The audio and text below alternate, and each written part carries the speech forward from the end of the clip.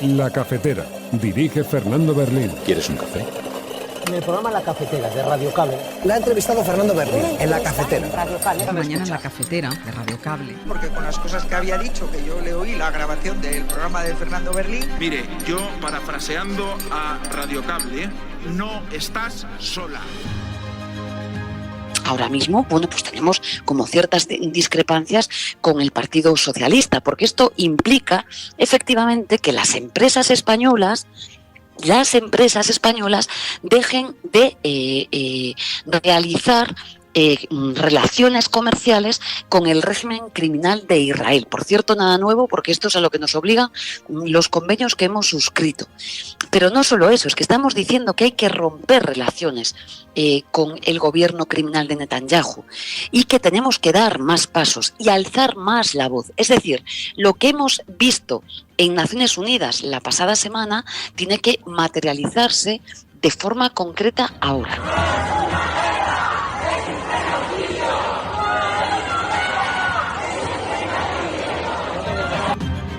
Yo lo único que puedo decir es que espero que las personas que forman parte de la flotilla sean inmediatamente puestas en libertad. Su comportamiento ha sido siempre pacífico y espero que se cumplan las normas del derecho internacional. En todo caso, poner en valor el que hay que trabajar todos para que realmente la paz llegue a Gaza. Sí, pero es que estamos hablando de ciudadanos españoles que están siendo secuestrados por un gobierno que está acusado de crímenes de guerra, con una orden de detención contra Netanyahu por la Corte Penal Internacional, con un genocidio que está en marcha, y lo que ha hecho la flotilla, que parece que desde la derecha consideráis que no se tenía que hacer nada y hay que ridiculizar a la gente que ha puesto el cuerpo para intentar frenar esta matanza indiscriminada, es precisamente intentar abrir un corredor humanitario, que es lo que dice el derecho internacional que se tiene que abrir, en unas aguas que Israel se ha atribuido, pero que son aguas internacionales. Se está produciendo un secuestro y ante eso todas las instituciones internacionales, incluido el Gobierno de España y la Unión Europea, tienen que reaccionar y tienen que reaccionar con toda la contundencia. Lo que vemos es a una sociedad haciendo lo que tendrían que estar haciendo el Gobierno y todas las instituciones, que su obligación legal es prevenir y sancionar el genocidio. Que si Israel ha atacado en aguas internacionales a barcos españoles, Javier, eso es un ataque a España, según la legalidad internacional. ¿Qué van a hacer?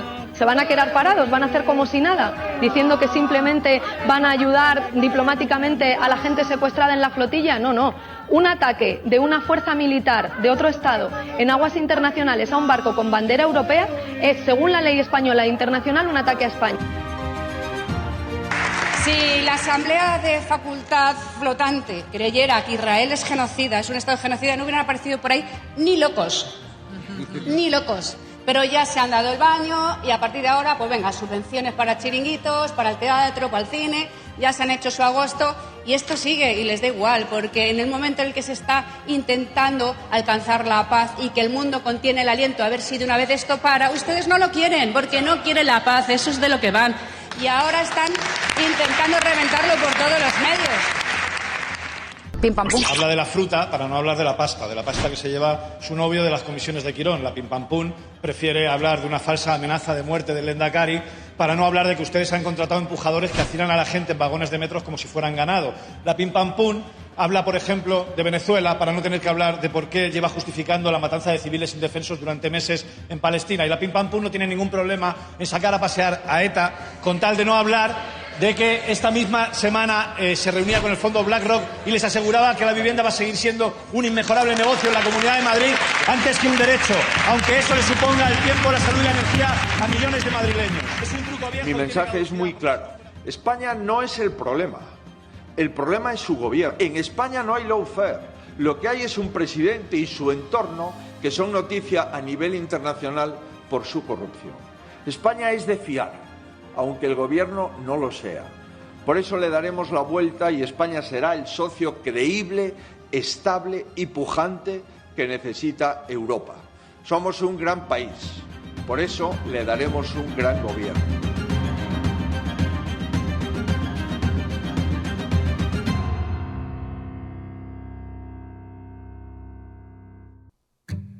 My mama told me I should beware.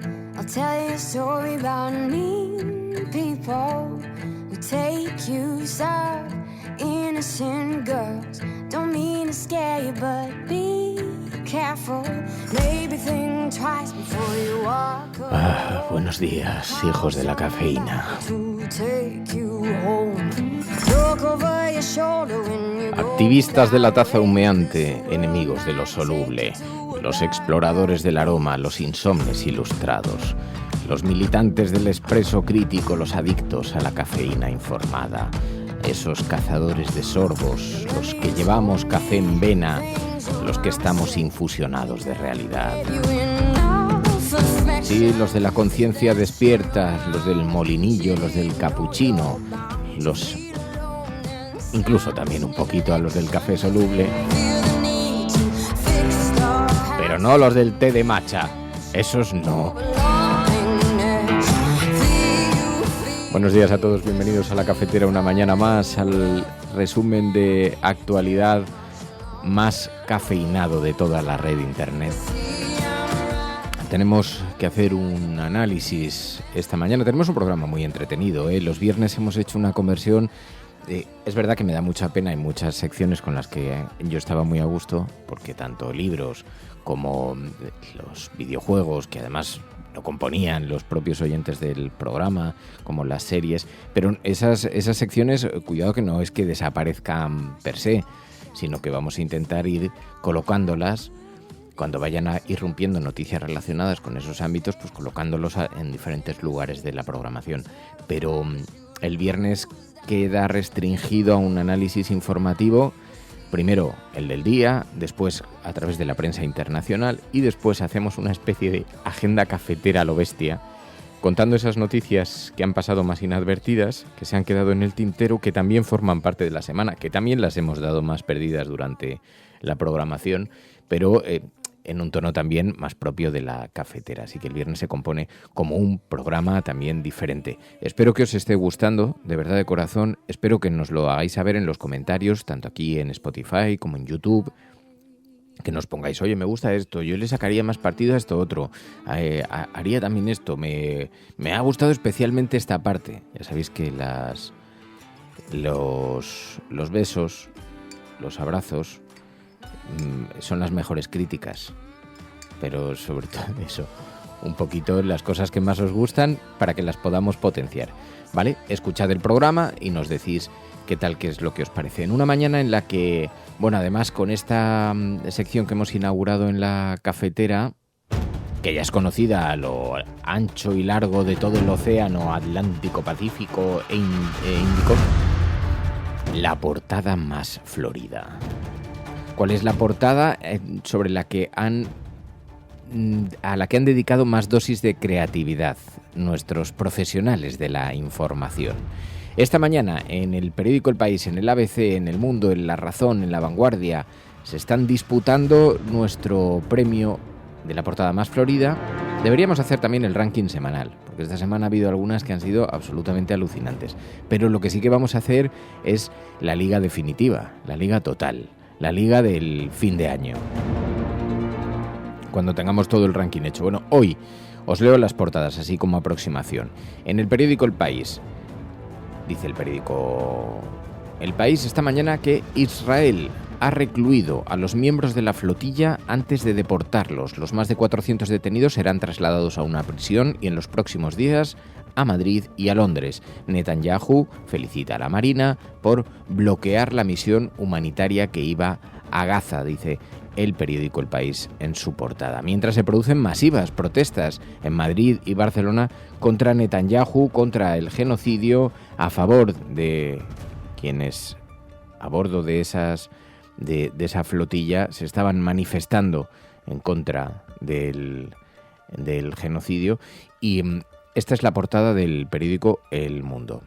En la portada de La Razón, la Armada israelí traslada a Ashud a los miembros de la flotilla. Estos 400 detenidos que serán repatriados después a países europeos por avión la próxima semana. Y después, además, 2 muertos y 4 heridos en un atentado antisemita contra una mezquita de Manchester, dice el periódico La Razón, que lleva otro tema. El juez Peinado ve a Sánchez en el origen del tráfico de influencias que atribuye a su mujer. Hombre, si no fuera mujer de Sánchez, entonces no habría influencia. En La Vanguardia, Israel prepara ya la expulsión de los 500 miembros de la flotilla, dice La Vanguardia. Además, el empleo registra su mejor septiembre si se excluye la pandemia. Ayer precisamente preguntamos por esto aquí a Yolanda Díaz en la cafetera. Hablamos con ella sobre esta cuestión. Y es la portada esta mañana elegida por el periódico La Vanguardia. Os decía, periódico La Vanguardia, periódico El País, periódico ABC. Es que esta estoy por reservármela. Porque esta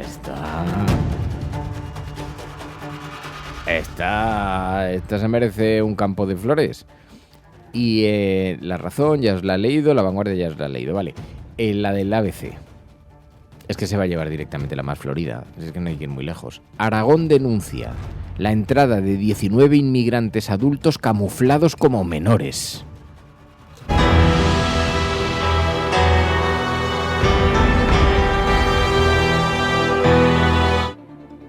Ahora que todavía no ha llegado Pilar, puedo tirar defectos, que luego estas cosas no le gustan un pelo y me dice, no, hay que mantener los rigores de la ética periodística en este programa. Digo, bueno, que somos un podcast, podemos hacer lo que queramos.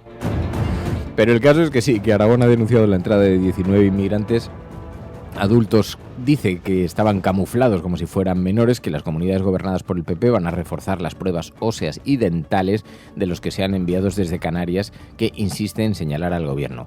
Resulta que no saben, claro, no es tan fácil identificar la edad de un menor. Y entonces pues hay menores que de pronto llegan, algunos es que no saben ni su fecha de nacimiento. La mayor parte ni siquiera lleva documentos encima. Y necesitan hacerle pruebas, pero es que no todos los niños crecen igual. Berlín fue un niño chiquitito que podía haber pasado por menor teniendo 20 años y miradle ahora. Soy un tío hercúleo que parece que puedo levantar el mundo simplemente con mis dos brazos. Así que pues no es tan fácil decidir una cosa como esta. Pero bueno, la portada más florida sin duda esta mañana la merece el periódico ABC seguro. Y aunque este es el juego de otros titulares, ¿eh? Pero vamos a ver de todas maneras cuáles son las noticias del día y si os parece después ya hacemos el resumen de la prensa internacional y vemos otras cuestiones que estén en la actualidad, porque el resumen de prensa internacional no solo toca temas de actualidad, sino también nos sirve un poquito para mirar hacia atrás en la semana y resumirla en cierta manera. Ayer, efectivamente, como decía el periódico El País, miles de estudiantes se movilizaron contra el genocidio en Gaza. Los vimos en las calles de las principales ciudades.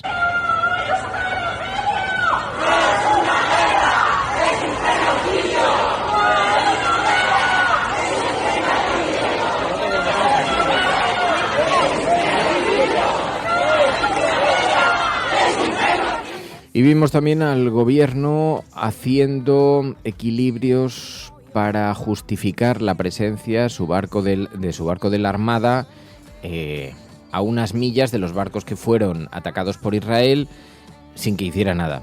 Claro, luego lo vamos a conversar con Pilar, ¿eh? Después un poquito más adelante en el programa lo debatimos. La jugada no le ha salido muy bien al gobierno, porque por una parte pretendía escenificar apoyo a la flotilla, pero por otra parte sabía que en algún momento la flotilla iba a tener que intervenir.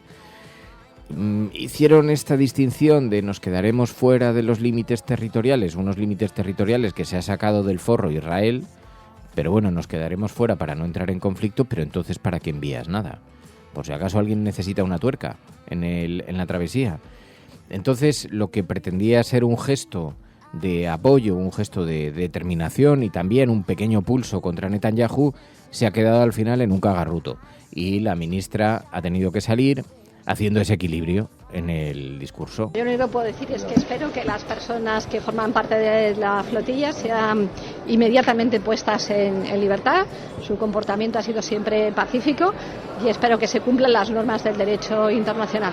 En todo caso, poner en valor el que hay que trabajar todos para que realmente la paz llegue a Gaza y para que terminen las masacres terribles en Gaza. Y al mismo tiempo señalar que en nuestro buque de acción marítima, el Furor, va a continuar en la zona hasta que todo el mundo sea liberado y hasta que todo el mundo pueda volver a su país. Ya estamos más tranquilos, sabiendo que el Furor continuará navegando en la zona.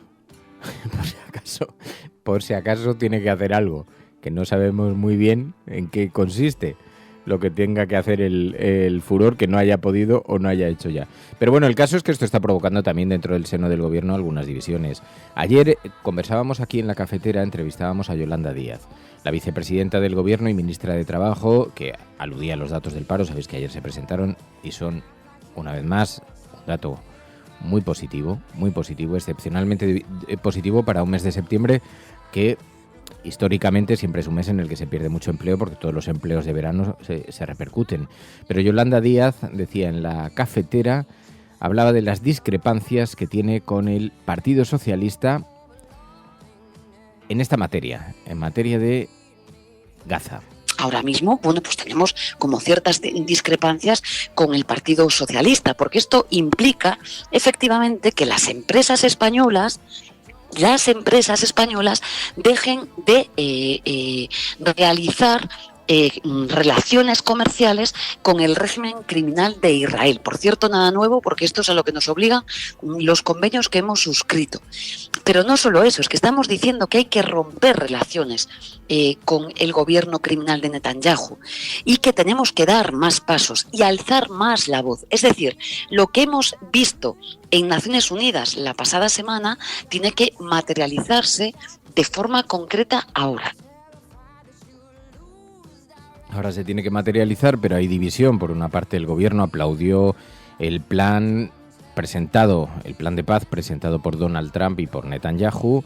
El gobierno de España se acogió a él, lo abrazó, lo reconoció, mientras que desde la posición de Sumar fueron muy críticos con ese mismo plan de paz. Y vemos esa posición en la que el gobierno de España pues se muestra con una cierta ambigüedad, como decía Yolanda Díaz, en terrenos muy concretos. Por una parte, no quieren tocar elementos que afecten al empleo y, por lo tanto, pues aquellas empresas que hacen negocios con Israel, pues tocar, arañar pero lo justo, arañar pero sin que lo parezca, criticar pero sin que se enfade nadie demasiado para que se puedan seguir haciendo negocios.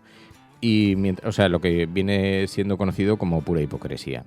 Claro, esto ha sido señalado por partidos que ahora están muy enfrentados al gobierno, como Podemos, que criticaba la inacción ante lo ocurrido. Lo que vemos es a una sociedad haciendo lo que tendrían que estar haciendo el gobierno y todas las instituciones, que su obligación legal es prevenir y sancionar el genocidio. Que si Israel ha atacado en aguas internacionales a barcos españoles, Javier, eso es un ataque a España, según la legalidad internacional.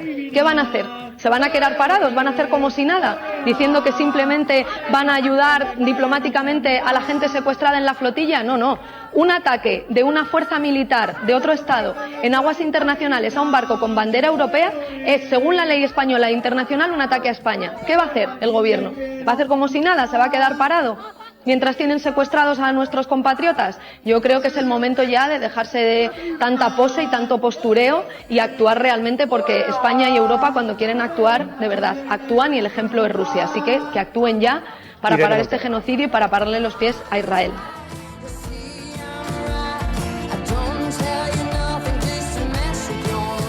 Pero bueno, aunque luego después vamos a hacer un monográfico Isabel Díaz Ayuso, porque esta semana tuve un arrebato, he visto que ha sido muy aplaudido porque como os gusta cuando me sale la vena y me enfado con algo, y entonces como soy todo bondad, no me reconocéis en ese papel, pero un pequeño alegato así en contra de Isabel Díaz Ayuso, nada que objetar en términos humanos, más allá de su escasa cualificación y su gran verborrea.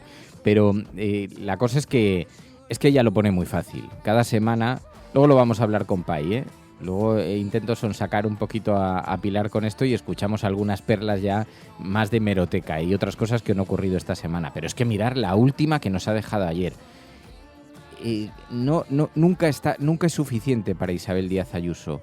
Siempre puede ir un paso más allá para meter el dedo en el ojo, para provocar, para criticar. La hemos escuchado burlándose de la flotilla, pero fijaos en qué términos. Si la Asamblea de Facultad Flotante creyera que Israel es genocida, es un Estado genocida, no hubieran aparecido por ahí ni locos. Ni locos. Pero ya se han dado el baño y a partir de ahora, pues venga, subvenciones para chiringuitos, para el teatro, para el cine, ya se han hecho su agosto y esto sigue y les da igual, porque en el momento en el que se está intentando alcanzar la paz y que el mundo contiene el aliento a ver si de una vez esto para, ustedes no lo quieren, porque no quieren la paz, eso es de lo que van. Y ahora están intentando reventarlo por todos los medios. Ha sido oír la palabra paz y casi se rompen. ¿Por qué? Porque con quien Bildu se acuesta, secuestrado se levanta. Gracias.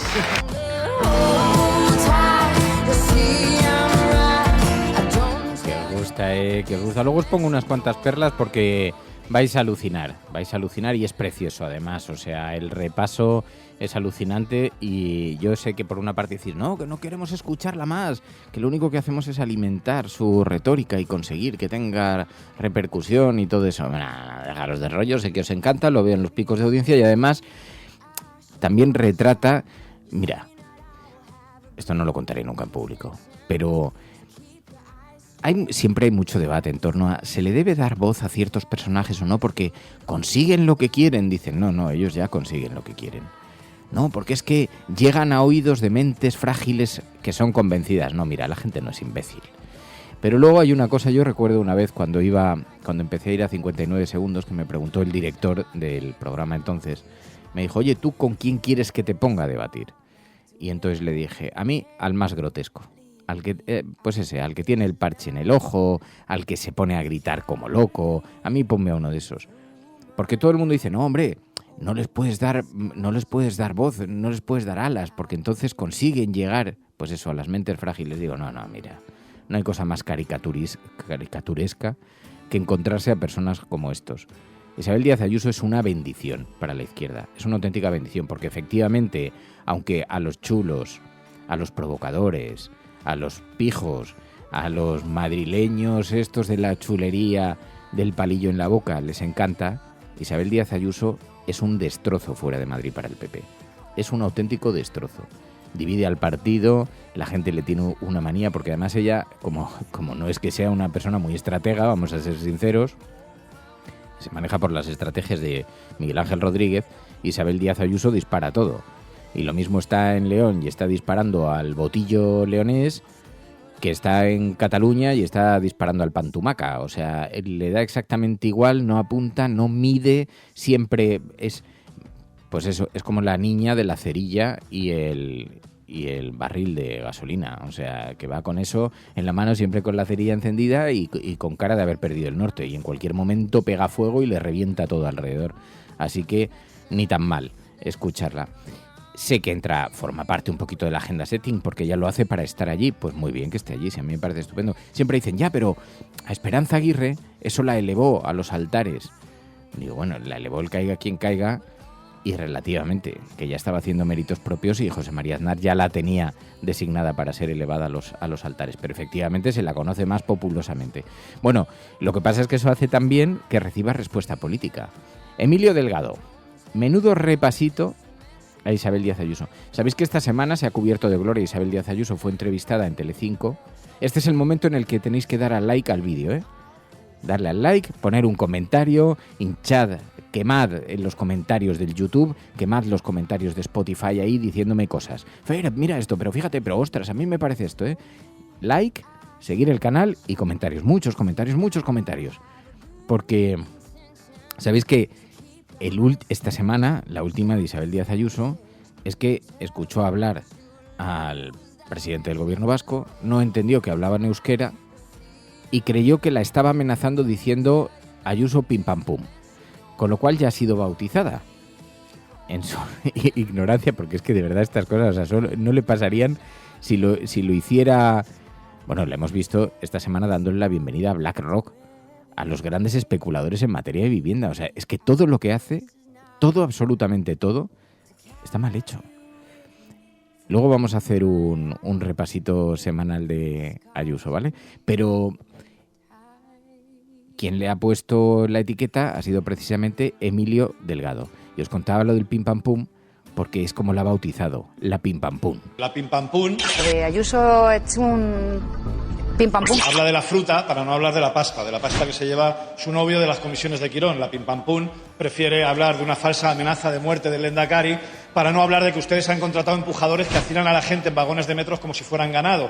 La pim pam pum habla, por ejemplo, de Venezuela para no tener que hablar de por qué lleva justificando la matanza de civiles indefensos durante meses en Palestina. Y la pim pam pum no tiene ningún problema en sacar a pasear a ETA con tal de no hablar de que esta misma semana se reunía con el fondo BlackRock y les aseguraba que la vivienda va a seguir siendo un inmejorable negocio en la Comunidad de Madrid antes que un derecho, aunque eso le suponga el tiempo, la salud y la energía a millones de madrileños. Es un truco viejo y tiene caducidad, porque si no fuera por las ingentes cantidades de dinero público que ustedes están inyectando en medios de comunicación, esto no se sostendría y posiblemente estaría ya fuera de la circulación política la señora Ayuso. Y no hablamos de bagatelas, 65 millones de euros gastados en publicidad institucional en los últimos 3 años. Esto es, en términos de gasto por habitantes, bastante más del doble de lo que se ha gastado el Gobierno de España en publicidad institucional. De hecho, mientras que el Gobierno socialcomunista reducía un 22% el gasto en publicidad institucional, el Gobierno de la Comunidad de Madrid aumentaba un 10% en el mismo concepto. ¿Y a quién ha ido destinado todo este dinero? Bueno, pues se pueden ustedes imaginar. Por ejemplo, el debate, por cierto, es propiedad de la Asociación Católica de Propagandistas. Este año recibe un 80% más del dinero que recibió el año pasado. Lo mismo ocurre con el diario conservador ABC,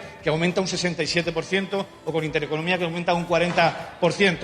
¿En qué nos estamos gastando ese dinero, señorías?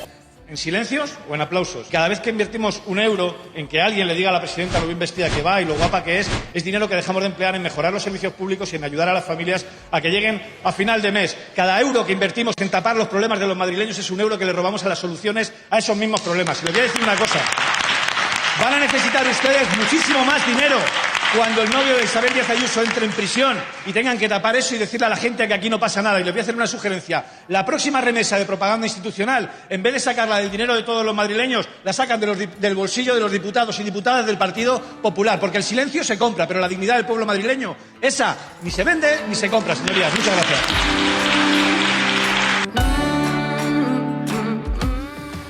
Un buen repasito, pero que sirve también para ver cuál es la fotografía del reparto de la pasta entre los medios de comunicación. Así os daréis cuenta de el porqué los aplausos a las políticas de Isabel Díaz Ayuso, el porqué de esa protección, el porqué de ese parapeto para con una persona que no llega a los mínimos estándares para dedicarse a la actividad política. Bueno, el caso es que otras cosas están sucediendo. Mientras tanto, pues sí, Núñez Feijóo dice que lo que es de fiar no es precisamente el gobierno. Llevamos demasiados años de sainete en política exterior. Nos hemos dedicado a exportar los líos internos que nos llevan de nuevo al ridículo mientras en Bruselas se habla del marco financiero plurianual, de la competitividad, de la desregulación, de la política agraria común, de la política de cohesión, de la lucha contra la inmigración irregular, de Ucrania.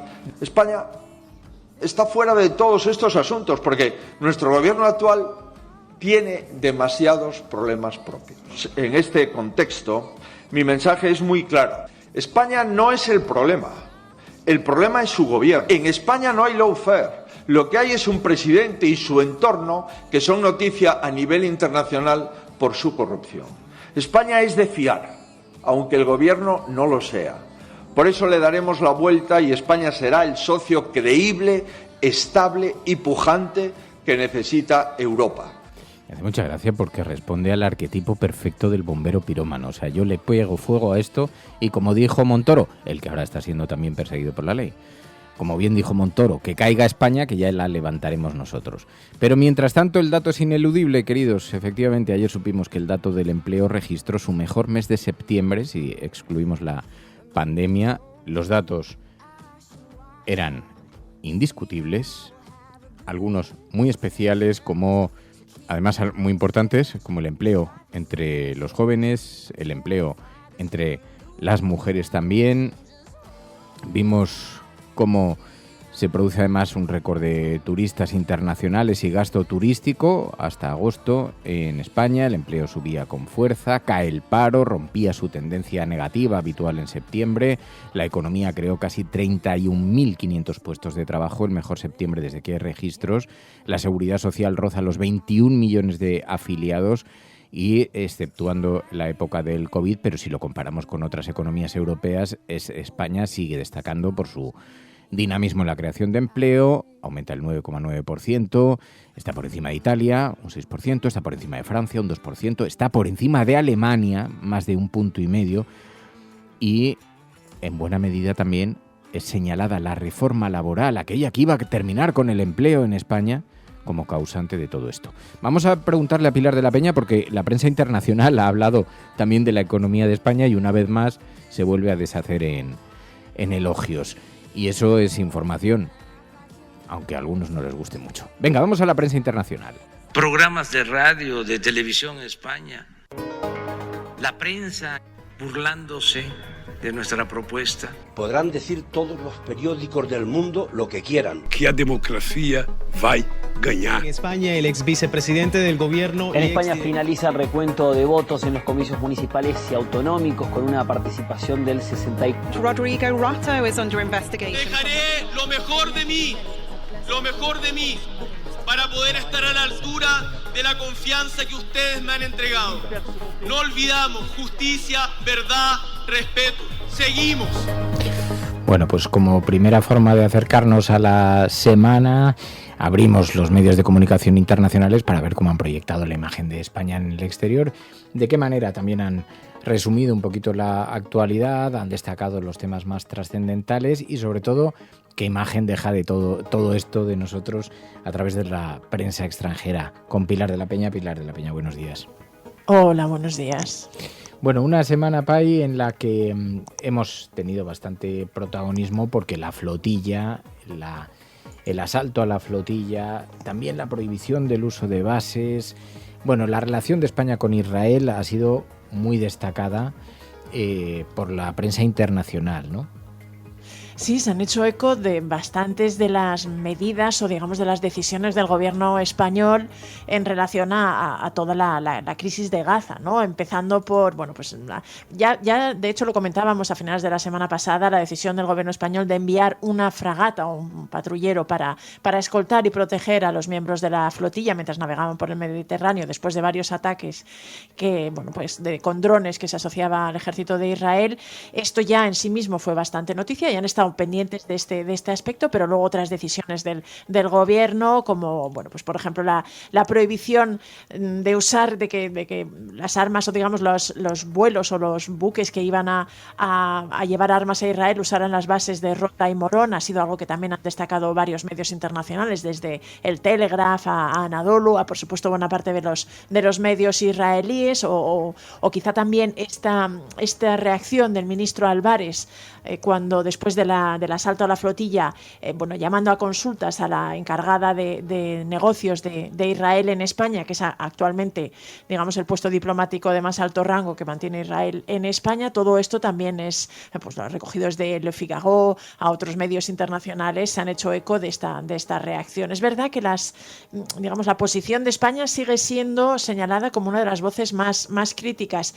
El diario británico The Telegraph, a principios de esta semana, también ponía de relieve que esto en sí mismo también estaba ayudando, digamos, a Pedro Sánchez a superar sus propios problemas y su situación, ¿no? Hablaba algo así de que estaba también salvando su piel gracias a Gaza, que es algo que otros medios internacionales también han destacado, que toda la posición con respecto a Palestina y a Gaza, le estaba dando un balón de oxígeno a Pedro Sánchez, que se enfrentaba a la debilidad de su gobierno, incluso a los escándalos de corrupción que afectaban a su entorno, y que en este sentido la posibilidad de distinguirse o de llevar la bandera de una posición más pro-palestina y muy crítica con Israel, pues era algo que también le estaba ayudando, pero lo cierto es que internacionalmente está siendo incluso elogiado por algunos otros líderes, considerado como una referencia. Hace unas semanas Dominique de Villepin, el exministro de Exteriores francés, hablaba de que estaba salvando el honor de Europa al tener una posición de mayor confrontación con Israel, y esta se ha mantenido a lo largo de toda esta semana. Oye, también sobre Gaza se referían, y Israel, el sionismo, cómo la derecha española se está desgarrando por este asunto, por Gaza, ¿no? Lo decía Liberación.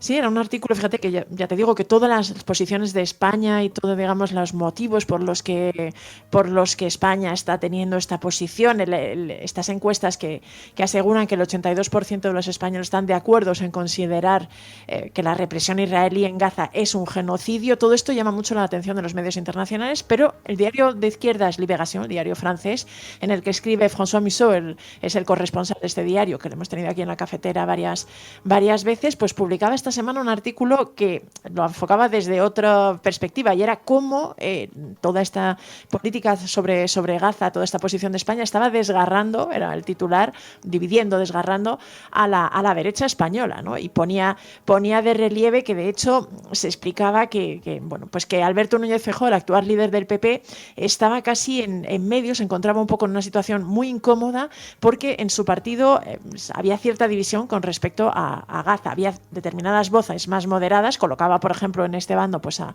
Juanma Moreno, al presidente andaluz, o al presidente gallego, Alfonso Rueda, que era más partidarios de criticar a las masacres de Israel, se habían referido a ellas, y tenían una posición más cercana a la mayoría de la opinión pública en España, y en este sentido de cuestionar las acciones de Israel. Pero explicaba el diario francés que existía también el ala, digamos, más radical, más dura, el ala dura del Partido Popular, que en este sentido pues estaba llevando otra postura, y estaba realmente cerrando filas y mostrando un apoyo sin fisuras hacia Israel, ¿no? Y todo esto, en medio de todo esto, pues explicaba el diario francés, Alberto Núñez Feijóo realmente está teniendo casi una tibieza que está siendo explosiva, ¿no? Está limitándose realmente a hacer algunas pequeñas declaraciones criticando, pero sin realmente entrar en el fondo del asunto, y se estaba quedando un poquito como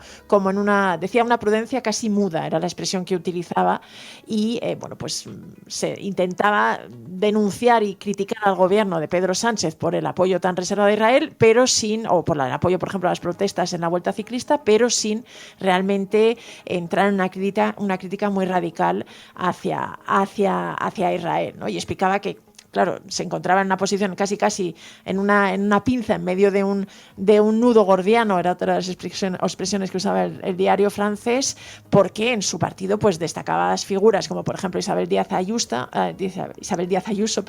a la que definía como una trumpista declarada, y que además recordaba que tenía cierta vinculación y estaba próxima a algunos movimientos sionistas como la Fundación Hispano-Judía, por ejemplo, o ACOM, esta asociación de comunidades judías. Pues ella realmente estaba defendiendo posiciones total de Israel, y estaba asegurando que España iba a pagar muy caro el haber contribuido al aislamiento de Israel y haber reconocido el Estado palestino. También explicaba el diario francés que a esta ala más dura se había unido José María Aznar y luego algunas organizaciones como Hazte Oír, y que todo este ruido que estaba haciendo, digamos, el ala más radical del PP, había llegado a provocar hasta una insólita lluvia de críticas a Felipe VI, ¿no? Explicaba que después del discurso en la Asamblea General de Naciones Unidas, pues bastantes miembros del PP habían mostrado su malestar por las posiciones que había defendido Felipe VI, que había hablado incluso de actos aberrantes de Israel en Gaza, aunque la mayor parte de las voces en el PP habían sido en privado, pero sí que había habido voces bastante más contundentes y, digamos, más públicas en Vox, por ejemplo. Pero sobre todo señalaba que todo esto estaba realmente suponiendo un quebradero de cabezas para Alberto Núñez Feijóo, que se encontraba un poco atrapado entre medias y que no tenía una posición nada definida, que en el fondo le estaba perjudicando. Bueno, pues claro, la derecha se ha quedado completamente desdibujada con este asunto, y además siempre con una equidistancia, siempre haciendo equilibrios para no pronunciar la palabra genocidio, aunque algunos líderes regionales ya han empezado a manifestarse en esa dirección. Lo que pasa es que hemos vivido momentos grotescos. Luego os lo voy a poner, no os lo voy a poner todavía porque quiero meterlo en nuestra agenda cafetera, pero hubo, sí, un momento esta semana de Isabel Díaz Ayuso que se coronó absolutamente, precisamente con esa ambigüedad, se coronó en la estulticia. Y resulta, como todo su mensaje es grotesco, pero bueno, que lo hemos visto muchas veces, no solamente en Ayuso, que luego lo escucharemos ya cuando nos metamos en la agenda cafetera en el resumen de la semana. Pero es que fijaos, al PP, ¿cómo no va a reparar la prensa internacional? No le compete a la ONU, ni me compete a mí, ni le compete al presidente del gobierno decidir lo que es o no un genocidio. Es un tipo penal que establece la Corte Penal Internacional. Considero que no hay un genocidio en Gaza. Por cierto, mi postura es la que tiene la Unión Europea. Es decir, no parece que sea una postura estrambótica ni una apoyada en la realidad. Y digo por qué. Porque genocidio es... Lo que pasa es que yo tengo muy claro quién es el culpable de esas imágenes. Es Hamás. Es una organización terrorista que ha cometido el peor atentado de la historia, un atentado con tintes satánicos, con más de 1.200 muertos, con violaciones de mujeres y que después se ha atrincherado en su territorio, secuestrando a su propio... Y claro, eso ha hecho que además todo esto sea gasolina para la oposición, que ha podido también, de alguna manera, instrumentalizar esa ambigüedad del Partido Popular, de la derecha, de la extrema derecha, de Vox, que está muy relacionada con los intereses y con los vínculos que tienen de algunos sectores proisraelíes en España, pro Netanyahu, de algunos financiadores. No penséis que esto es de verdad hay un debate jurídico, técnico sobre esto, que está muy relacionado con los intereses que tiene el PP y no quiere enfadar a algunos de los lobbies que operan a su alrededor. Pero esto le ha servido a Pedro Sánchez para meter el dedo en la llaga. Gracias, señora presidenta. Tienen que aplaudirle para levantarle el ánimo, señoría. Mire, no sé muy bien, o sea, un país que crece o que representa el 40% del crecimiento de la zona financiera de las comunidades autónomas. Van a prohibir el correcto de la historia. Lo que está pasando en Gaza es un genocidio. Repita conmigo, señoría, es un genocidio. El Partido Popular pues se queda desmarcado, con el pie cambiado, porque además socialmente, no ya porque la Unión Europea se haya expresado, porque se haya expresado la ONU, porque haya un consenso general, porque no sea necesario tampoco un dictamen jurídico llegados a esta altura a lo que estamos viendo. También hemos visto cómo asesinaban a un tipo de un tiro hace unos días en Estados Unidos y todo el mundo da por hecho que es un asesinato y no hace falta el pronunciamiento de un juez. Bueno, pues pero todo esto ha hecho que el PP, algunos varones regionales, hayan empezado a cambiar el discurso para manifestar una cierta discrepancia con la línea oficial del gobierno. Pero bueno, más allá de este tema que tiene mucho impacto, Pai, hemos visto también las noticias sobre economía que siguen siendo muy destacadas en la prensa internacional. El Financial Times sostiene que España es la economía más destacada, más sobresaliente de Europa, ha dicho. Sí, stand out es un poco la palabra, el adjetivo que han utilizado y que podía traducirse por destacada o por sobresaliente, ¿no? Además, lo ha hecho el editorial del diario, no un artículo ni de opinión ni nada, sino el editorial del Financial Times en base pues a los últimos datos económicos que hemos conocido, ¿no? Pues esta confirmación de que España volverá a crecer pues casi 3 veces más que la media de la Unión Europea en este 2025, que además incluso se ha revisado al alza las previsiones de crecimiento en España. También menciona la noticia de que ya todas las agencias de rating han vuelto a colocar la deuda española, digamos la nota de la deuda española en el máximo nivel, cuando hay otros países que muy cercanos y además grandes potencias como Francia, por ejemplo, que ha visto rebajada su nota. Sin embargo, en España esto ha subido, que bueno, son pequeños apuntes que son importantes para los inversores o para la financiación, pero que en otro tiempo incluso el Partido Popular utilizó como la prima de riesgo, como una señal inequívoca de los problemas de España. Ahora, sin embargo, todos estos indicadores de España son muy destacados a nivel europeo e incluso a nivel mundial. El Financial Times apunta que es una de las economías que más crece, uno de los escasos puntos brillantes entre las lúgubres economías europeas y que también, bueno, pues a nivel mundial está teniendo un gran resultado. Fíjate que esto es algo que está llamando mucho la atención en las últimas horas. También he encontrado, por ejemplo, artículos en Corriere della Sera, el diario italiano, que hablaba de que España es la envidia de Europa, en L'Echo, un diario belga que aseguraba que la economía española era la economía faro. Le Monde también ha publicado pues eso, el éxito de la economía española, aunque hablaba de que a pesar de este éxito algunas debilidades pues digamos estructurales se mantenían, pero es verdad que buena parte de los medios internacionales siguen poniendo de relieve este gran papel de la economía española, sobre todo en los datos macroeconómicos. Y el editorial del Financial Times también era interesante, no solo porque recordaba este buen momento de la economía española, sino también por el principal motivo, el principal motor que señalaba para este éxito, que era la inmigración, ¿no? El diario Económico explicaba que hay una mezcla de factores que explican este buen momento económico de España, ¿no? Hablaba, por ejemplo, del turismo, de las ayudas europeas, de la apuesta por las renovables, incluso de algunas políticas que se habían llevado a cabo en los últimos años, como la reforma laboral, que había hecho que mejoraran los datos de empleo y que además hubiera una más contratos indefinidos, pero consideraba, y lo decía claramente, que el principal motor que explicaba el crecimiento de España había sido el boom migratorio, ¿no? La cantidad de inmigrantes que habían venido y que habían ayudado y que habían cubierto a lo mejor las necesidades que en otros países tenían problemas para cubrir la mano de obra. Explicaba el Financial Times que desde 2022 España había recibido 600.000, un flujo más o menos medio de 600.000 inmigrantes anuales, y que esto, pues había sido bastante bien integrado por la sociedad española, entre otras cosas porque buena parte de esas llegadas, en torno al 70%, explicaba,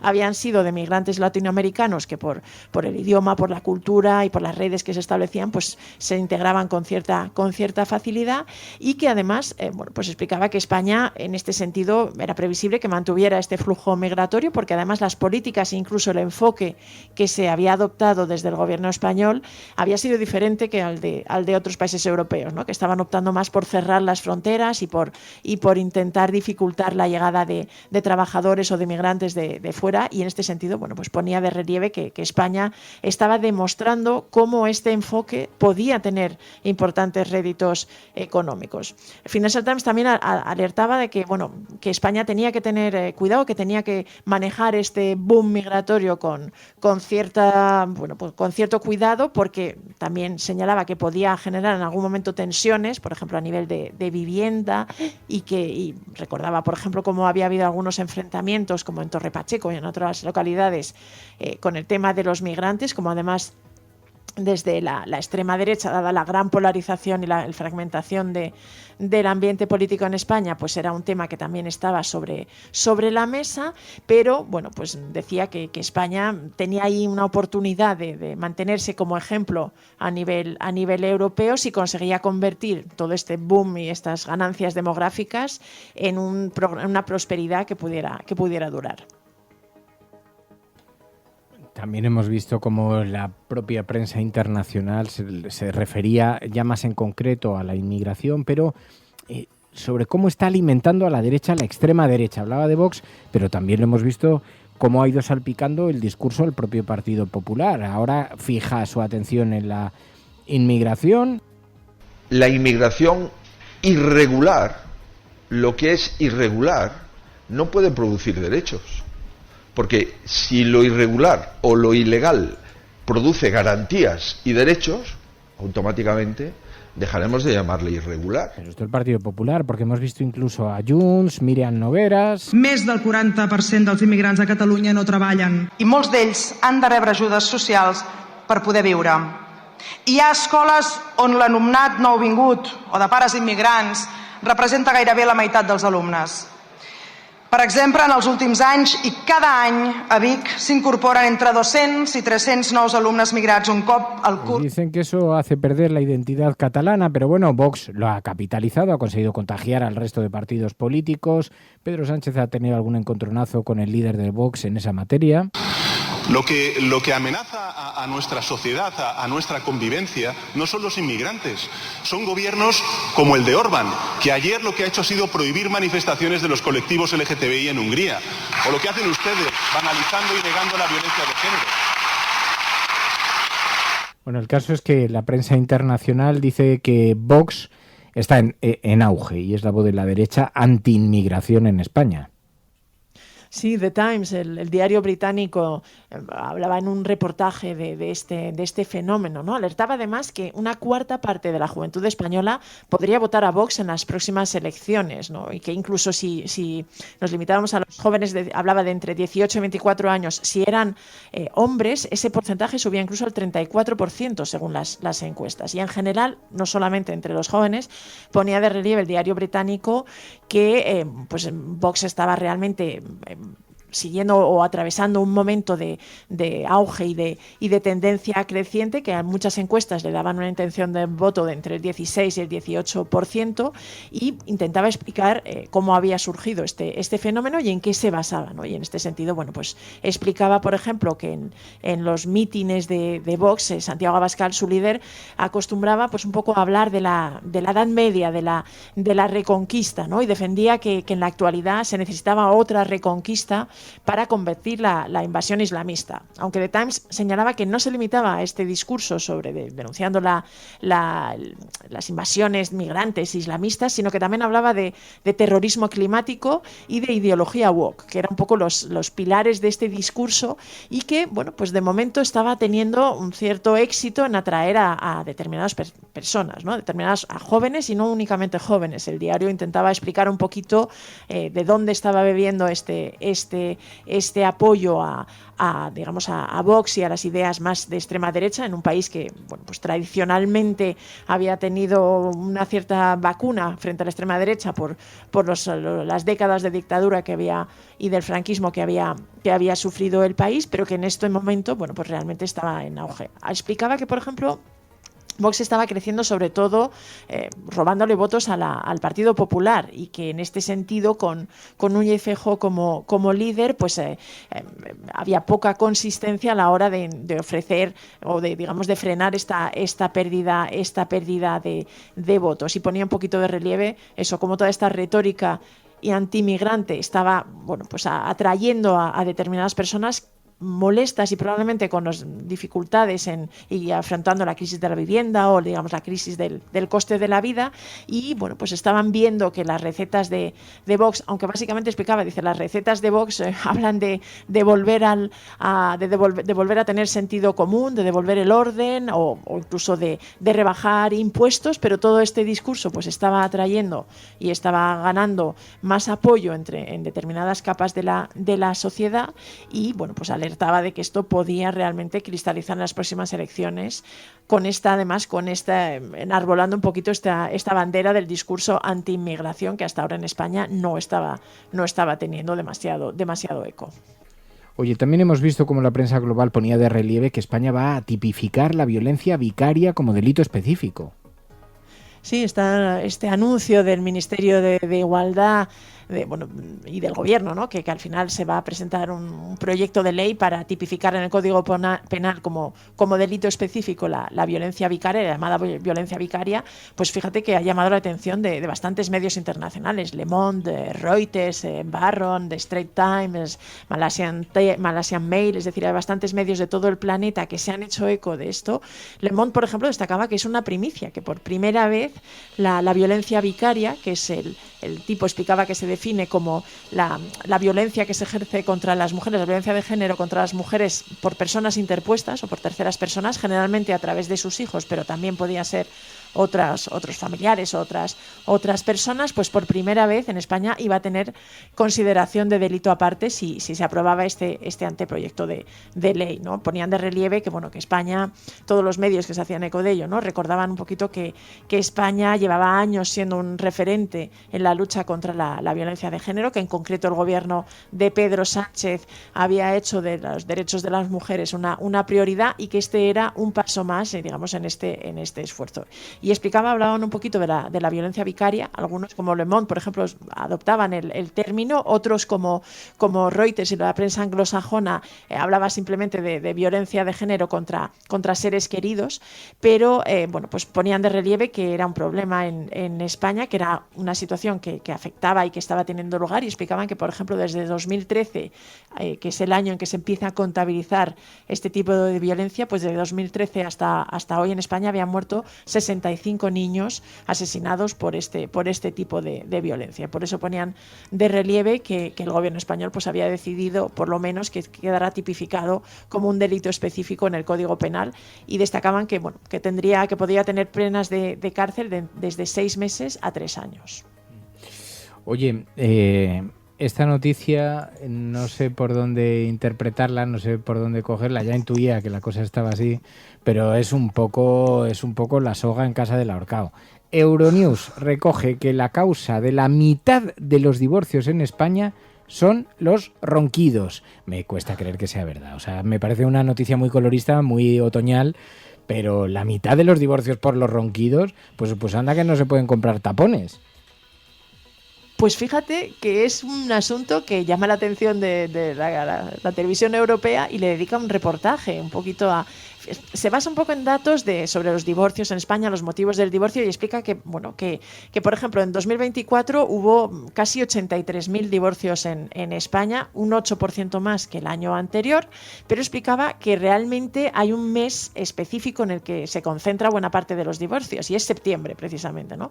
Que al final el 30% de los divorcios que se producen en todo el año tienen lugar en ese mes. Y explicaba, que se achacaba a una serie de situaciones, que septiembre es el mes que suele coincidir con el final de las vacaciones, que el estrés, la convivencia que podía generarse, pues podía explicar alguna de estas cosas, pero explicaba y destacaba que en realidad había un aspecto que estaba teniendo un peso bastante importante en los divorcios en España, y era los ronquidos de la pareja, ¿no? Al parecer se basaba en alguna encuesta del INE que sí que mencionaba esta causa, y pues que era uno de los motivos que estaba provocando el aumento de separaciones, o al menos decía las que se producían en septiembre. Es verdad que luego hablaba un poquito más de cómo esto, a pesar de que era una causa, había determinadas prácticas que podían llevarse a cabo. Hablaba, por ejemplo, de el divorcio del sueño, ¿no? Que es esta estrategia de dormir de no divorciarse, sino simplemente que las parejas duerman en habitaciones separadas para evitar este problema. Y también explicaba que el ronquido y la apnea del sueño, que en muchos casos es una de las causas de estos ronquidos, pues también podía tratarse y podía reducirse, ¿no? Pero sí era llamativo que en este sentido se señalara que los ronquidos de la pareja pues eran responsables de casi la mitad de los divorcios que se habían producido en el pasado mes de septiembre. Levántate con ganas, que el mundo hoy no se acaba. Te echan a la otra habitación y encima de que te empujan a empujones, ¿sabes? Encima la culpa, dice, pero si es la naturaleza, chico. Del nuevo día. Es que es muy difícil, es un asunto muy complicado de negociar eso en familia, porque por una parte dices tienes derecho al descanso, pero la otra persona tampoco puede hacer nada. Yo es que hablo por la herida. Bueno, fíjate que el reportaje de Euronews hablaba de que muchas de las personas que padecen de ronquidos, que tiene tratamientos médicos y que se podía también intentar abordar o vía la solución médica más que la jurídica, o vía el dormir en cuartos separados cuando era posible, antes que tomar la decisión de romper definitivamente una pareja. Yo utilizo digo por si a alguien le sirve la recomendación, pero yo utilizo unas pegatinas que son como unas tiritas que se llaman Respira o Respiro o algo así. Esto lo digo en serio, que están guays, por ejemplo, para hacer deporte. Tú te las pegas y entonces es como que te ensancha la nariz y que te entra una bocanada de aire que te cagas. O sea, hay fórmulas, hay maneras. ¿Quieres un café? Lo digo por la salud de los matrimonios españoles, que yo siempre muy comprometido con la estabilidad emocional de esta nuestra España. Que se mantengan las sagradas uniones, ¿no? Las sagradas uniones del dormitorio, ¿sabes? Llevarte hacia la costa. Aunque luego lo de dormir separados también tiene pero vamos, ya no voy a entrar en territorios más pantanosos porque además yo no soy precisamente un buen ejemplo de estabilidad emocional. Así que, pero oye, con todo esto, da paso también para que hablemos un poquito de la agenda de la cafetera, porque hay muchas cosas que tenemos que ver en nuestra agenda paralela. Sabéis que hacemos un poco de resumen también de otras noticias que han tenido lugar, que no han tenido tanta cobertura, que han sido aparentemente más secundarias, pero son relevantes, son importantes. Antes hasta teníamos una cabecera para esto. Señor García Egea, le voy a dar 2 datos. Quiero estudiar profundamente qué está sucediendo en los centros de salud. No todos quieren trabajar y arrimar el hombro, y esto es tal cual. ¿Sabes eso que dicen, más vale lo malo conocido que lo bueno por conocer? Pues eso es Ayuso. Señora Abascal, no es que no nos atrevamos, no es que nos hayamos rendido, no es que seamos cobardes. Lo que ocurre es que no queremos ser como usted. La agenda de cambio que nuestro país necesita es la agenda feminista. No puede haber barrios ni calles seguras si no hay fronteras seguras.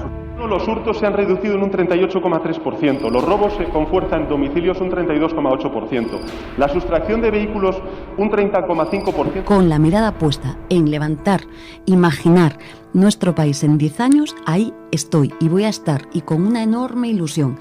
El cielo no se toma por consenso, el cielo se toma por asalto. Yes, we can. Yes, we did. Yes, we can.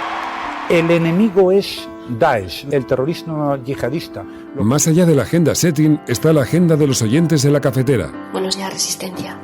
Os hablo desde Atenas, donde vivo y trabajo desde hace más de 3 años, cuando empezó la mal llamada crisis de los refugiados. Creo que la revolución dicen que será feminista o no será, y yo apunto, además, que será ecologista o no será. Hagamos que se nos oiga. Hagamos que se nos conozca. Buenos días, cafetera. Muy buenos Bueno, días. pues con esta cabecera dábamos siempre la bienvenida a nuestra agenda paralela, la agenda cafetera, más allá de lo que los grandes medios de comunicación llevan a sus portadas, que nos sirve para resumir un poquito la semana, pero para también tocar otras cosas. Noticias que vosotros nos hacéis llegar y que nos decís, oye, es que esta es verdad, aparentemente está teniendo efecto, pero me parece que debiera ser destacada en los medios de comunicación. Una de ellas, fíjate, nos alertó Vicky Rosell. Resulta que el Consejo Canario de la Abogacía ha anulado la colegiación del exjuez Alba por ser contrario a ley. Gracias a esa resolución, decía Vicky Rosell en su cuenta de Twitter, el delincuente ya no será abogado. El exjuez Alba, que no puede seguir ejerciendo como abogada, queda anulada su colegiación después de un recurso de Victoria Rosell. Y bueno, sabéis que todo esto parte ya desde 2016 no se puede dar de alta en Las Palmas a quienes cumplan penas por delitos graves como los que cometió el ex juez, para tratar de acabar con la carrera de Vicky Rosell, la exdelegada del Gobierno contra la violencia de género, y todavía está cumpliendo una pena de 6 años y medio de prisión. Ahora está en régimen de tercer grado, de semilibertad, pero no podrá ejercer como abogado. Una nueva victoria de esa batalla que tuvo que librar Vicky Rosell. Nos decíais, oye, es que esto hay que poner foco, que es verdad, Pilar, yo entiendo también. Ha pasado inadvertido prácticamente por los medios de comunicación este tema. Es verdad que a mí se me había escapado. He visto que el diario.es sí lo llevaba con bastante despliegue, pero es un asunto, o sea, que un juez decida hacerte la vida imposible, sacarte de la vida pública, que le ganes los casos, que termine en la cárcel y aún así que intente seguir ejerciendo como abogado, es una victoria para Vicky Rosell sin paliativos. Pero vaya periplo el que tuvo que pasar, ¿eh? ¿Cuántos años ha pasado desde que empezó este acoso? La verdad es que, bueno, finalmente también es verdad que Vicky Rosell como juez pues probablemente tiene una preparación y una posición que ha podido mantenerlo, ¿no? Pero realmente es llamativo que un juez bueno, pues pueda llevar a cabo pueda tener estos comportamientos para intentar desacreditar a otra jueza y realmente, bueno, pues es tranquilizador ver que al final, con mucha perseverancia y mucho esfuerzo y mucho tiempo, pero se ponen las cosas en su sitio. Sí, se hace justicia, aunque es verdad que Arroyo se llevó por delante le pegó un buen mordisco a la reputación de Vicky Rosell, que se vio inmersa en solo por querer dedicarse a la actividad política y vinculada a un partido como Podemos. Si lo hubiera hecho a través del Partido Popular, pues otro gallo seguro le habría cantado. Pero bueno, es una de las noticias que efectivamente estaban en la agenda de la cafetera, en esas noticias que han pasado más inadvertidas, y hay mucho tipo de variedad de noticias, porque por ejemplo en Dinamarca hablamos de noticias también relacionadas con derechos sociales, con avances, con reconocimientos, con justicia. Dinamarca ha pedido perdón a las mujeres inuit de Groenlandia. ¿Por qué?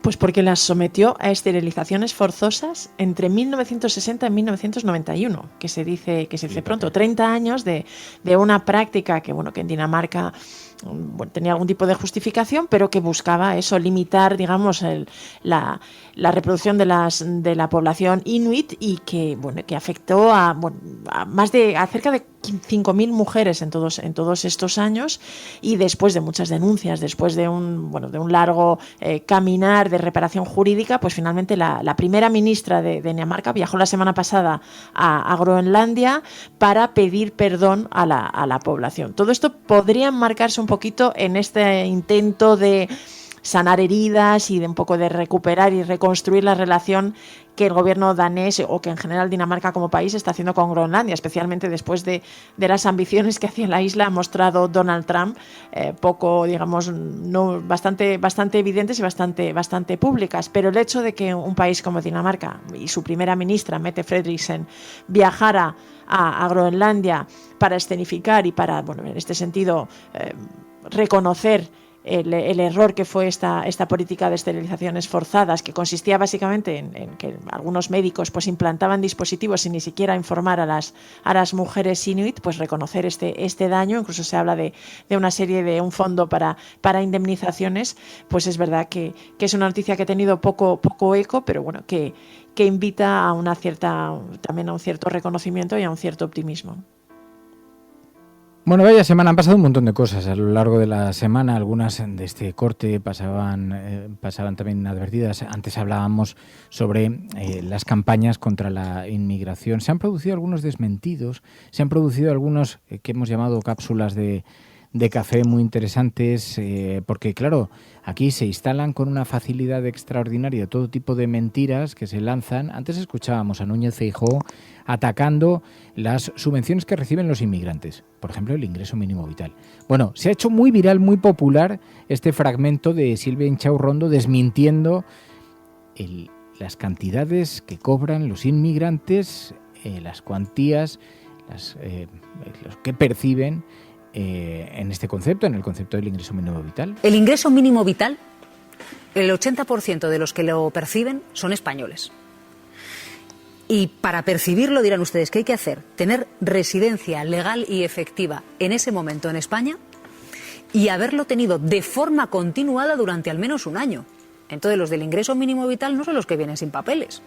Lo digo porque a la hora de acometer el debate, Irene, es fundamental de que sepamos de lo que estamos hablando. Y luego, hablar de inmigración así, por extensión, sin matizar, los migrantes que están aquí, los migrantes que pueden solicitar venir con papeles arreglados en su país, los migrantes que vienen de forma ilegal. Es que si mezclamos todos en el mismo totum revolutum, es que al final no sabemos ni de qué estamos hablando. Claro. Y al final acabamos confundidos los ciudadanos. Pero el ingreso mínimo vital exige para todo el mundo residencia legal y efectiva y haberla tenido al menos un año en este país. Por ejemplo, en materia de inmigración, pues hemos tenido mucha propaganda y está bien que con cierta frecuencia pues también se le ponga coto a las mentiras, a los bulos que se lanzan. Luego lo que esta semana ha sido, claro, la comidilla, decíamos antes, todo, la flotilla, el asalto a la flotilla, las detenciones, todo eso ha sido el gran elemento. Vimos a Pedro Sánchez con Cristiana Mampur. Decía que enviaban a la Armada para proteger y para rescatar a la flotilla. Luego ni protección ni rescate alguno, pero también nos impactó mucho. Cristiana Mampur es una de las grandes estrellas de la CNN, y ver a Pedro Sánchez con este discurso que, sin embargo, paradójicamente en Estados Unidos, aunque es impopular por la presencia de Donald Trump, pero también es popular porque se ve como un país en sintonía con la solidaridad. There's a difficult situation building on with the flotilla that's coming towards Gaza. They're trying with humanitarian supplies. Your country, and I believe Italy, is sending military assets to try to protect it against any attack from Israel. And let's hope not. Also to rescue them, just in case the Israeli forces attack the flotilla, which, by the way, there are representatives of 45 countries, not only people, members of NGOs, but also politicians, MPs of different national parliaments. So let's hope that they can provide this humanitarian aid. El gobierno está haciendo equilibrios para mostrar cierta contundencia con el envío de ese buque, barco, fragata o como lo quieran llamar, o patrullera, pero que luego no podía intervenir, pero también, pues era un símbolo de apoyo, de respaldo. Decían, no, hombre, pensando más en las averías, digo, pues haber enviado una grúa, pero si la cosa envías una cosa armada hasta los dientes, se supone que es para para escoltar en toda su expresión. Esto ha provocado numerosos debates también en la izquierda, que se ha montado un buen lío ¿y para eso para qué envías nada? Pues para eso, para llevar esas alforjas, ¿no? Va a ser un papel, a ver, seamos claros, papel difícil para el gobierno. Desde el momento que decides que la envías, o estás dispuesta a que intervenga, o entonces te van a caer todas, ¿no? Encima. Bueno, es interesante. Sería llamativo conocer un poco los detalles de la intrahistoria, ¿no? de esta decisión. Cronológicamente, el gobierno español lo anuncia, a pesar de que ha sido muy activo, ya lo hemos comentado, y además en la prensa internacional y en Europa se le considera uno de los críticos más vocales, pero este envío de un buque militar para escoltar a la flotilla se produce a remolque de Italia. Italia lo anuncia primero, que va a enviar una fragata ante las denuncias de ataques en aguas internacionales y en alta mar que había sufrido la flotilla. Hay grandes manifestaciones en Italia. Italia está siendo además uno de los países en los que la población está saliendo a la calle con más, digamos, más visualmente y con mayor contundencia, denunciando lo que está pasando en Gaza, denunciando también la misma noche que se produce el asalto definitivo contra la flotilla. También hubo grandes manifestaciones, y en este sentido, a pesar de que el gobierno de Giorgia Meloni ha intentado hacer equilibrios y luego ha criticado la flotilla, ha dicho que era gratuito e innecesario y les ha pedido que no entraran, pero es verdad que anunció el envío del barco. Entonces es curioso que a raíz de esto el gobierno español decida también enviar una fragata. Se encuentra además bastante más lejos la fragata española, porque sale del puerto de Cartagena, y aunque solo sea por el tiempo que ha tardado en llegar a la zona, bueno, pues en la eficacia se podía tener algunas dudas. Así que es verdad que consiguió este respaldo, que los medios estuvieran pendientes, que incluso en la CNN le preguntaran por ello, porque era llamativo que fueran a enviar un buque militar para escoltar a esta flotilla, ¿no? Hasta dónde iban a llegar. Decías en Estados Unidos, fíjate que en Estados Unidos, que es, desde luego, con Donald Trump, es el gran valedor de las políticas de Benjamín Netanyahu y de esta estrategia que está siguiendo, pero se está produciendo un cambio en la opinión pública, y los medios en las encuestas empiezan a reflejarlo, ¿no? Cada vez, y leía hace muy poquito, ayer mismo en el New York Times, como decían que entre otras cosas el poder de las redes sociales y cómo estaban, digamos, llevando a la población estadounidense la realidad de lo que estaba sucediendo en Gaza, todo esto estaba cambiando la opinión pública en Estados Unidos, y ya había, digamos, un porcentaje más superior al 50% que condenaba las acciones de Israel, a pesar de que siga habiendo un gran apoyo, y desde luego a nivel político no está sobre la mesa. Pero sí se estaba también produciendo este cambio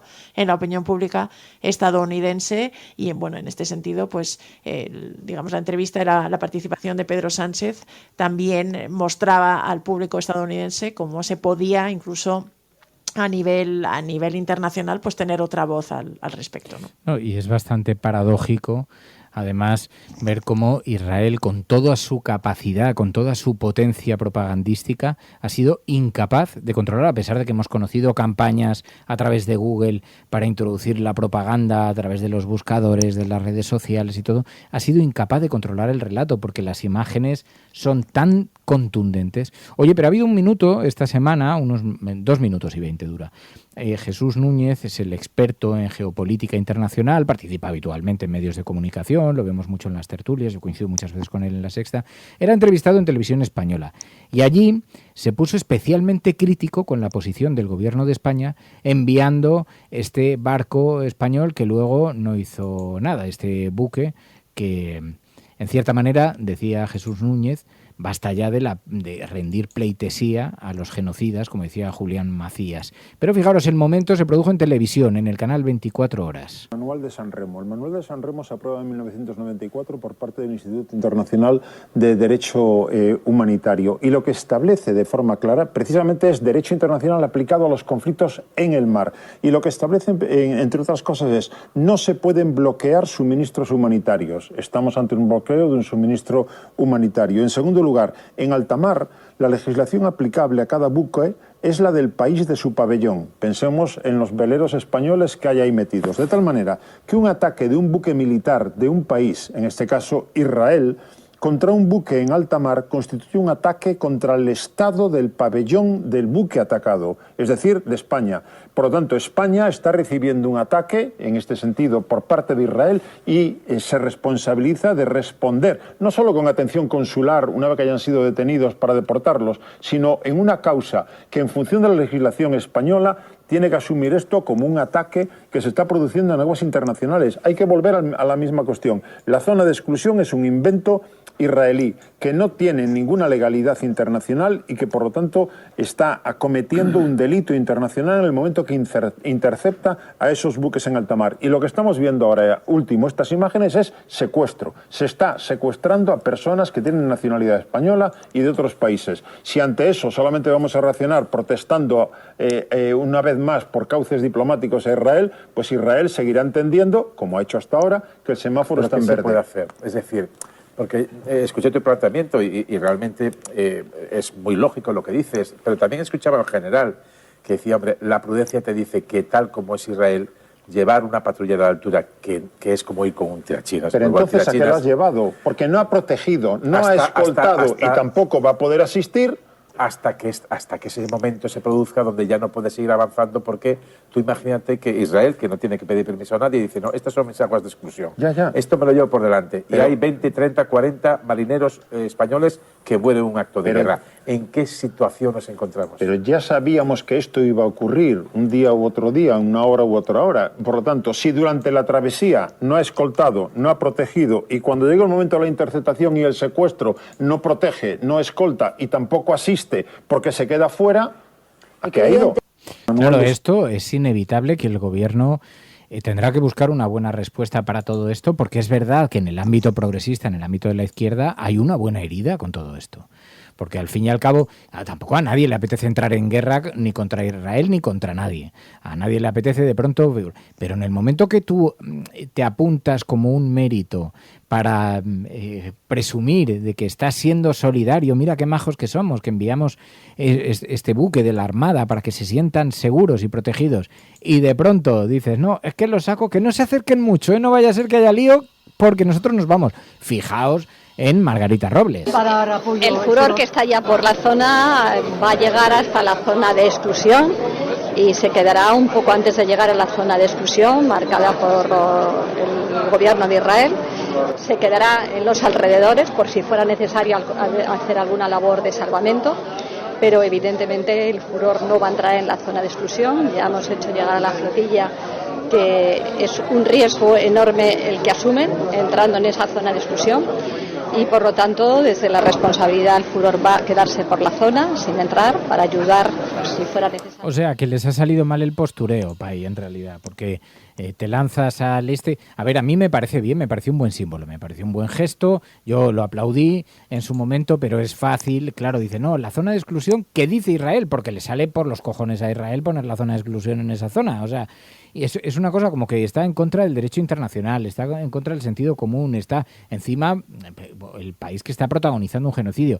Claro, pero ¿qué vas a hacer? Por eso la decisión a priori no era buena, porque en algún momento ibas a verte en esta tesitura y a lo mejor lo que te comes es a la opinión pública diciéndote lo que eres es un cínico porque has enviado allí algo que no ha servido para nada. Otra cosa hubiera sido, porque también en defensa me decían, bueno ya, ¿y si le llega a ocurrir algo a alguno de los barcos en el trayecto y tenemos que rescatarlos? Porque había habido varios barcos con averías, había habido varios barcos con dificultades, y dice, en una de esas... Con algunos ataques de drones también en aguas internacionales. En aguas internacionales, de pronto, en ese otro aspecto, pues a lo mejor tal. En todo caso, si esto lo ha leído Israel, le ha sabido sacar provecho para burlarse y dejar a Sánchez a la altura del betún. ¿No te parece?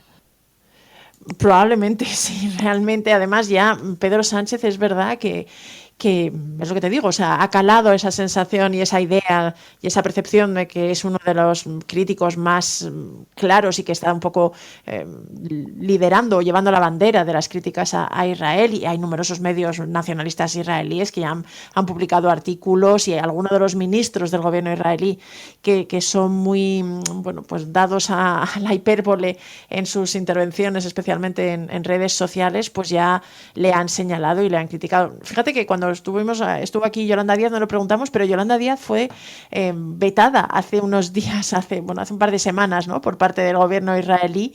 Todavía Pedro Sánchez no ha sido vetado, pero para entrar en el país, pero desde luego algunos medios de Israel están haciendo una campaña bastante intensa para demonizarle y colocarle en una posición que, visto desde aquí, parece que probablemente es menos de lo que se interpreta interpreta allí, ¿no? Bueno, seguimos en esta agenda paralela de la cafetera, aunque constituye una suerte de resumen también de la semana, pero han pasado muchas cosas, algunas que deben ser reseñadas desde esa perspectiva, un poco desde la aproximación más crítica. Pero ¿qué cosas pasan? ¿Qué cosas pasan? O sea, ¿qué cosas, Manolete? ¿Qué cosas tiene mi amiga Ayuso? Ayuso debería tener una sección propia como Donald Trump. Por cierto, poco hemos comentado que el otro día, ¿qué era? ¿El secretario de Defensa norteamericano, el jefe de los generales o el de guerra? No sé qué nombre pomposo le han puesto, que dijo que no podían estar tan gordos. Sí. Eres el antiguo ex secretario de Defensa, que ahora le cambiaron el nombre y ahora es el secretario de Guerra. El secretario de Departamento de Guerra. Y me ha gustado mucho un comentario de un oyente de la cafetera que nos lo ponía en Spotify. Os pido que pongáis comentarios en YouTube, en Spotify, en todas las plataformas porque luego los leemos todos. O sea, yo hago y decía, es increíble el gobierno de Estados Unidos, porque los militares no pueden estar gordos, pero el presidente sí.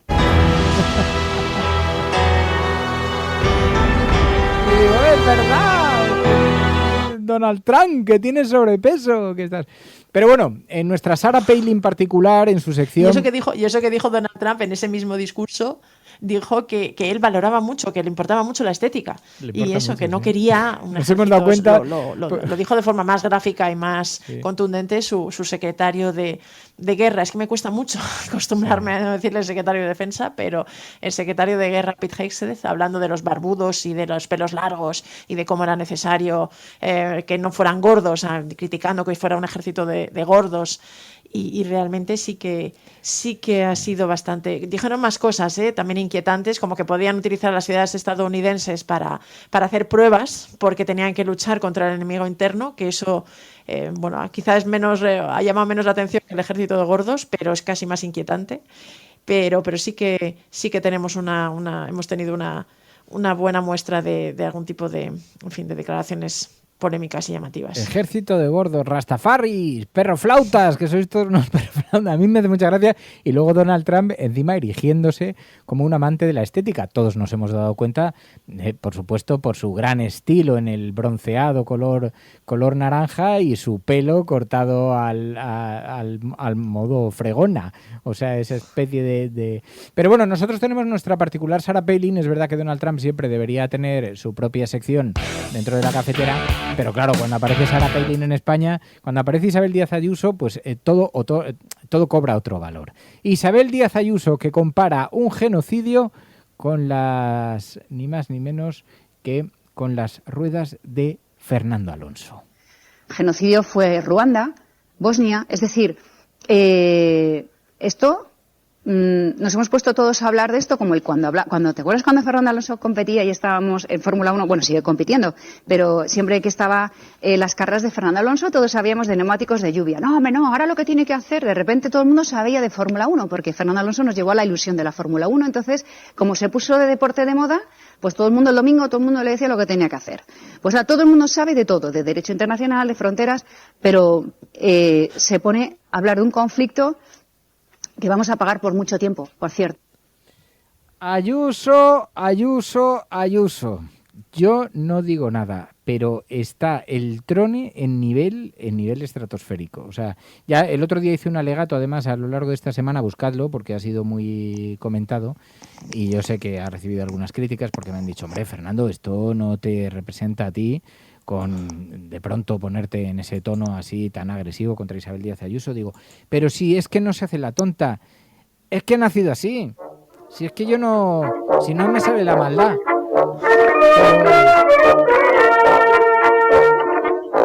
Eso ha sido esta semana comparando las ruedas de Fernando Alonso con el genocidio. Pero cuando dijo que Madrid parecía Sarajevo, tampoco se quedó corta, ¿eh? Muchos de los turistas que ayer tuvieron que salir corriendo por las calles de Madrid, dando una imagen de un Sarajevo en guerra, probablemente hoy en el aeropuerto se han encontrado encima colas kilométricas e incluso algunos habrán perdido sus aviones por la nefasta gestión que el gobierno hace también en el aeropuerto y hace que tengamos una huelga que casualmente se hace en Madrid y nos perjudica a todos. Así que mucha gente hoy por el mundo dirá, pues vaya Madrid, yo pensaba que era de otra manera, vaya desastre de sitio, vaya inseguridad, gente corriendo y sobre todo, como ha salido en tantos medios por todo el mundo, en Madrid se persigue al judío. Es que además yo me la imagino con un babi. O sea, me la imagino en el cole con un babi. O sea, sus reflexiones, te lo digo, párame, Pae, porque me voy creciendo. Porque esta es la misma... La misma. Te pararía, pero es que me cuesta. Es la cuarta vez que escucho las declaraciones sobre comparando el debate sobre el genocidio con el debate de los neumáticos de lluvia, y es que sigo sin dar crédito. No me puedo. ¿En qué momento se le puede ocurrir utilizar ese símil y en qué momento en su cabeza eso suena como algo, vamos, con una comparación que se puede hacer, igual que comparar las protestas o digamos la situación que se vivió en Madrid con Sarajevo? ¿De verdad? O sea, ¿en qué momento hemos perdido la sensación de medida o de realidad y de humanidad ante las crisis que supuso Sarajevo y la que está suponiendo ahora lo que sucede en Gaza? Es que no me atrevo a parar. No ya la sensibilidad. No sé cómo se puede justificar esto. Pero es que no es la sensibilidad, es el pundonor. Es que hay que tener 2 dedos de frente. Pero claro, para Ayuso, que el comunismo es que 3 votos valgan más que 2... Ayuso Dixit.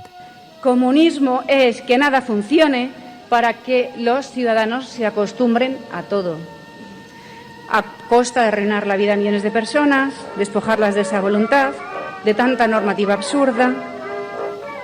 En definitiva, la autoamnistía, que 3 votos valgan más que 2, que la democracia popular. 3 votos valen más que 2, dijo ella, que era matemática. Y así vamos, bueno, es que tengo el catálogo de Estupidiario en este cocidito madrileño, que recuerda mucho al que hacían en Radio Euskadi, pero que es verdad, que es que si uno se pone a revisar, si nos ponemos a mirar de verdad la secuencia de declaraciones de nuestro ejecutivo madrileño, damos vergüencita ajena. Yo sé que esto lo hacemos para gloria del resto de comunidades autónomas que han tenido que tragar a los madrileños en todas las costas de España, chuleando y vacilando en cada pueblo, diciendo por dónde debe salir el sol, porque en Madrid sabemos mucho, sobre todo de agua, de rica agua y de libertad, de todo libertad. Así que sirva para reconciliarse y para pedir perdón en nombre de todos los madrileños. Me sale la maldad, Pilar. Me sale la vena, se me pone la vena. Le sale a borbotones, ¿no? Sale a borbotones. Es como cuando al pobre Iñaki Gabilondo, años después de la derrota de Aznar, le preguntaron cuál había sido su peor momento profesional y dijo: Aznar, porque sacaba lo peor de mí, porque es que no podía evitarlo. Y a mí me pasa un poco igual. O sea, yo veo a Isabel Díaz Ayuso, con quien tuve yo sueños eróticos. Porque todo es verdad. Todo hay que contarlo en la cafetera, ¿sabes? Lo cortés no quita lo valiente, ¿no? ¿Sabes? La recuerdo abrazándose con su cálida temperatura, abrazándose a mí, todo muy pacato, todo con jersey, pero la recuerdo en un abrazo muy, muy frungido, ¿sabes?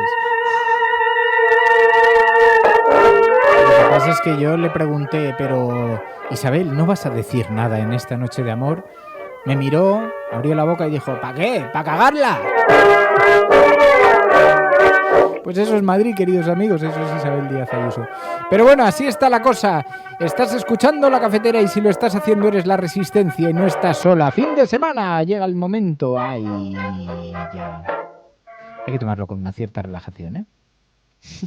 Te lo digo. Pero bueno, nos sirve como repasito, ¿no? Semanal. Sí. Así un poquitín. ¿Qué vas a hacer? ¿Vas a ir al cine? ¿Este fin de semana? Sí, un poco de pues cine. No tengo planes muy definidos aún. Bueno, espero que los oyentes... Quizá, a lo mejor, si se tercia. Espero que nuestros oyentes sepan sacarle partido al fin de semana, más de lo que este paupérrimo equipo que llega, sí. que llegamos a la línea de meta con las rodilleras destrozadas, exhaustos, ¿sabes? Llenos de remendones, sin zapatillas, ahí como si se nos hubieran caído 70 granadas anticarro encima en la cabeza, rusas del hermano ruso, y llegamos agotados a la línea de meta. Espero que vosotros, en nombre de la libertad y en nombre de del espíritu que vio nacer este programa, disfrutéis de un feliz fin de semana, os portéis mal de cojones, gritéis, con el espíritu del despiporre, ¿no? Con el espíritu del despiporre que nunca llegó. Todavía no hemos llamado a Cambridge para pedir responsabilidades. Ya. ¿Sabes? Que hubo un profesor de Cambridge que dijo que después de la pandemia venía la juerga y la orgía. Y estábamos... En 2024 era, ¿no? En 2024. Estamos a 2025 acabando. ¿sabes? O calculó mal la fecha o nos engañó vilmente. Así te lo digo. La profecía no la leyó bien, ¿no? Como profeta eres un mierda. Como científico no sé, pero como profeta...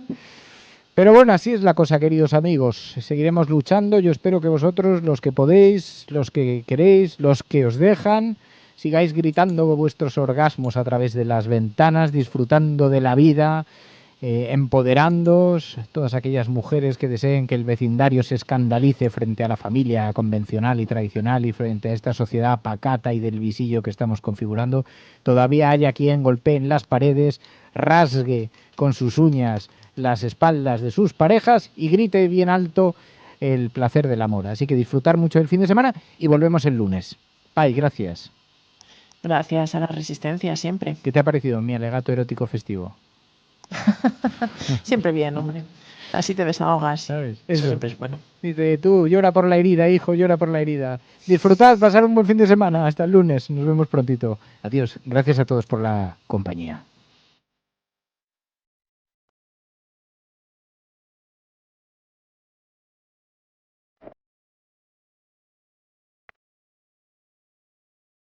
¿Te ha gustado el programa de hoy? La Cafetera no es solamente un programa de radio. La Cafetera es tu compañía. Apóyala. radiocable.com/mecenas